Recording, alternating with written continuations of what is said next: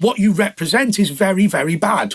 And that's the whole point of it. What Mizzy represents is very, very bad. Oh boy, this video is just an absolute train wreck. Just a few weeks after breaking into a random family's home, the TikTok public nuisance who self-describes himself as a prankster is still on a campaign of going on to TV shows, even though he's incredibly fragile when being confronted because he has no ground to stand on. And this whole interview just ends with him storming off. But if you don't know who this guy is, he's become infamous over the last few weeks because his entire business is essentially anything for attention, which isn't much of a business because every time he makes a social media account, he gets banned. But these antics include breaking into someone's house, stealing an old woman's dog, running up on people asking them if they want to, running into control rooms of trains, and then finally climbing into random people's cars claiming they're his Uber. So essentially, he's a massive burden to society because of his desperation for attention. But because of this desperation for attention, he still wants to go on to all of these talk shows to just make a complete fool out of himself, which is what we're going to be looking at today, because the other day he decided to go on to the Andre Walker show, and it somehow went even worse than the Piers Morgan show, and Andre actually let him talk. Mizzy, welcome. Hello, Ward. How are you? I'm good. He's moody. He's a bit moody. Why are you upset? Because I have a message What's for the the whole message? world. So you see you guys right now, you're using a script in it. You're basically working a No. job at the end of the day. No script. No, it's not a script. No, Well, we don't use scripts.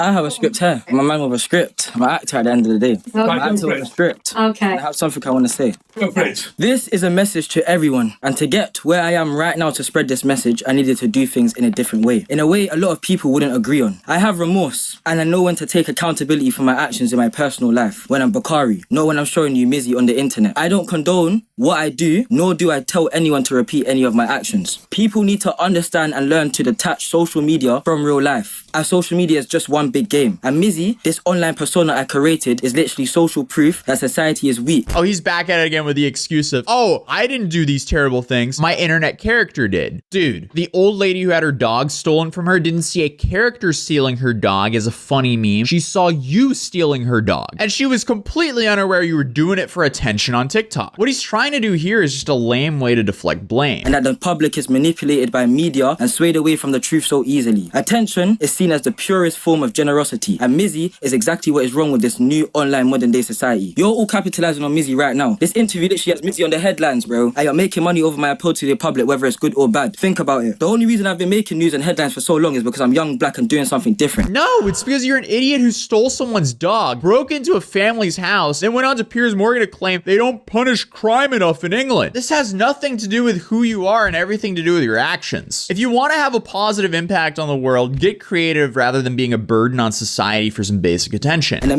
mainstream media think they can use me as an example, put me on TV so I can make a fool out of myself and appeal to the stereotype. It's a simple distraction technique used by the mainstream media to divert attention from the real problems in this country. If I wasn't the TikTok terror or done what I needed to do, would I be on this show right now or even on Piers Morgan? No, because they cover dumbasses and stupid stuff. Being on these shows isn't an achievement. Obviously, you have biases in the media, which is great for independent YouTubers because it gives us space to breathe. Grouping together all media is a little bit wrong because I, for one, haven't heard of Talk TV. I'm assuming the only reason you're on Talk TV is because you're acting like an idiot, you're trending, and they want to dunk on you. It's all propaganda at the end of the day. All these online personalities have had their own fair share of controversies, worse than mine even, and still have a platform. And that's because we give it to them with any type of attention. I'm just a teen from these rough areas. As journalists, it's your job to be highlighting the misery of people in this country and figuring out what their causes are instead of bringing some TikToker that makes silly pranks onto your show for views and ratings. It's all about painting a picture in your mind. Mainstream media have been doing it for years, and they get their paycheck by writing numerous articles, posting controversial videos, and twisting stories to change the audience's narrative. The movement is real. I haven't heard anything like that since the I'm 13 and deep era. Like, the flaw to his whole speech here is he's grouping all media as one entity. Most media is entertainment. A lot of it highlights people doing stupid things because it's entertaining. To sit there and be like, why are you covering me and not the hunger in Africa? Dude, if you had a TV channel only covering hunger in Africa, how do you think the ratings are gonna be? All media is based on ratings. If no one's watching it, they're not gonna stay in business. But I mean, hey, unlike Piers Morgan, they actually let him talk. There's been many other pranksters that do worse things than me. There's guys that are doing, like, I don't even know what I can say on here, but there's guys that are doing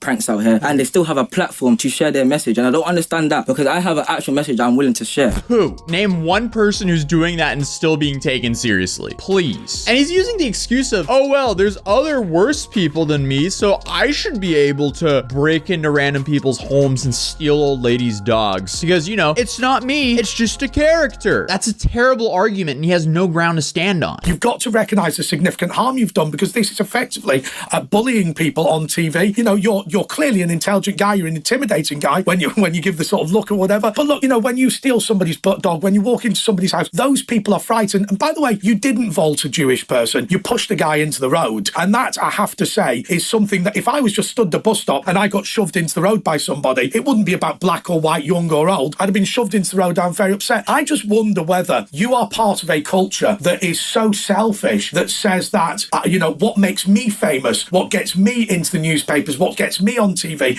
is more important than the suffering that causes me to get there.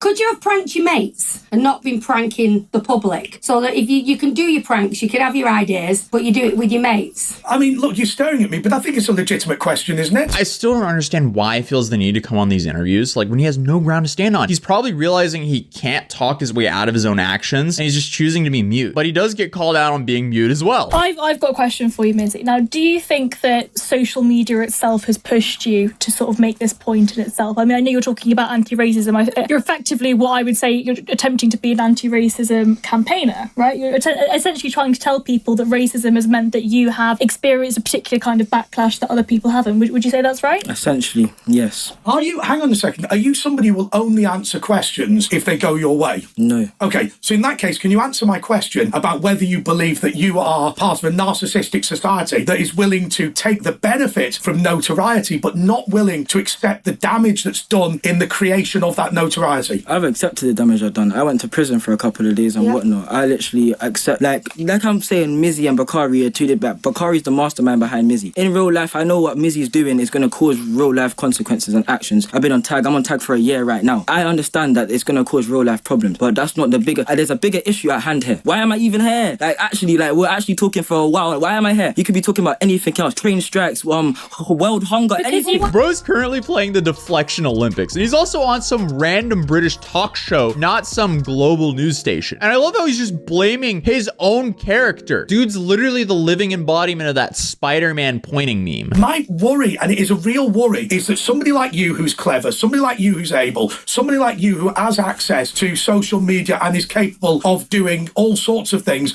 is instead being pushed into the notoriety of criminality in order to get where you are in society. I think it's really dangerous, and I think that whether you yourself are a good or bad person, what you represent is very, very bad. And that's the whole point of it. What Mizzy represents is very, very bad. It's a social media persona. I'm showing you guys. But remember that is you. You're talking about social media. Yes, of course. That message at the start was part of the plan. Like, I don't need to speak more further on what anything. The plan, I guess, is to just speed run permanent unemployment. What I do think is pretty funny, though, is the interview is actually losing his composure due to how dumb Mizzy's arguments are. And the host is Andre Walker, and Andre shouldn't get frustrated that the moron he brought onto his show is giving him moronic answers. That's a given. You should be laughing at him. When you talk about yourself in the third person, remember both of these people are you. So I know this at the end of the day. I'm not saying this. I'm saying that social media and real life are different things. No, because you harass a person in real life and then you post it online. Dude's tripping. Like, just because you can watch things on the internet that were made in the past doesn't mean that it's not real life. What are you talking about? I feel like every adult has that one friend that's done psychedelics a couple of times and then starts rambling in the same manner as Mizzy right now. So many times. This is what I'm trying to show you guys. It's a cycle. Like, literally, it's a formula. Social media is a game in itself. That's right. You guys are playing the game. And I'm proving it right now. I'm proving it. And you were successful at it. I don't have to prank ever again. He's not successful at all, though, because like calling this successful is kind of reckless because you don't want other dumbasses replicating him. Congratulations, he's gained the attention by doing it in the worst way possible. Step 2 is to monetize that attention. And to do that, he needs to provide value. value somehow, which would be hard for him to do because all the platforms are banning him and advertisers don't want to touch him with an 80-foot pole. Essentially, he's letting his own desperation for attention ruin his own future. The movement is real. What is the movement? What is the movement? What are you trying to achieve? We outside in the districts every time. We outside means being outside with your inner self and not letting anyone tell you nothing, because no one can tell you anything. You are your own person at the end of the day. So the movement is basically, don't give a toss about criminality. Go out, do what you want. Don't get a proper job. No. Don't get a proper education. What you can be, you can be like Mizzy. You can wander around, jumping in people's houses, stealing people's dogs, pushing Jewish people into the street, threatening to people. Who cares? What's it matter? You can go to prison for a couple of days, even though you have the intelligence to never need to go to prison. You can go to prison for a couple of days, pay the fine, offend your family. Who gives a toss? The UK laws are weak. The UK laws are weak. The UK laws are weak. Simple as. This is such a bizarre interview to watch. Like, because again, this is like the second time he's now on national TV in England advocating for harsher laws on crime because he can't find a way to excuse his actions. Oh man. And before they show this to the next judge he's in front of, and the judge is like, all right, bet I'll throw the book at you. Are you currently in receipt of benefits? Yes. So actually you're working and receiving benefits at the same time. Are you a benefits fraudster? No. So what is your justification for saying you're not a benefits fraudster? So you don't work hang on a second. Hang on a second. TikTok's a business. Yeah, but I don't work. Okay, how much do you earn off TikTok? I don't have a TikTok account. I've been banned. No, okay. I don't earn money from social media. So whilst you're working, hang on. Whilst you're working for TikTok, making money, were you claiming benefits at that point? No, because I was under 18. Okay. These mainstream people don't understand how influencer money works. Mizzy does not make money from social media because he gets banned before he can get monetized. All he gets is attention, but he has no way to convert that into money. But I guess he could technically still be a full-time influencer because the English government pays for his living. Do you think that you doing this on social media will encourage other people to commit crimes that potentially could cause a lot of damage? But by damage, I mean it could cause somebody to, be incredibly injured or something like that. Do you think you've encouraged that kind of behaviour? And he's not answering the question. Do you think I don't understand this whole... No, hang on a second. You can do that to me. You're not doing it to a guest. You stare at another guest again, and I'm going to personally remove you. I'm not taking the mic.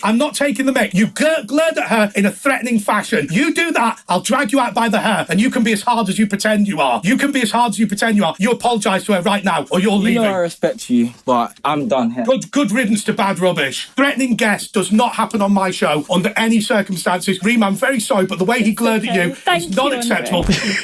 What? Was he being disrespectful? Yes. Was he wasting the host's time? Probably. Was he being threatening? No. He just couldn't answer most of the questions he was being asked, so he chose to flee the studio when given the ultimatum to answer or flee. But sadly, I don't think this is going to be the last thing we see from this guy, because he's put himself in this position where when the attention dries up, he's gonna feel like he has to do something more extreme to get that attention back. And that's a very slippery slope. But hey, I mean, if you want to see the other time he made himself look like an absolute fool on national TV, you can watch this video here, and I'll see you guys in the next video. Peace.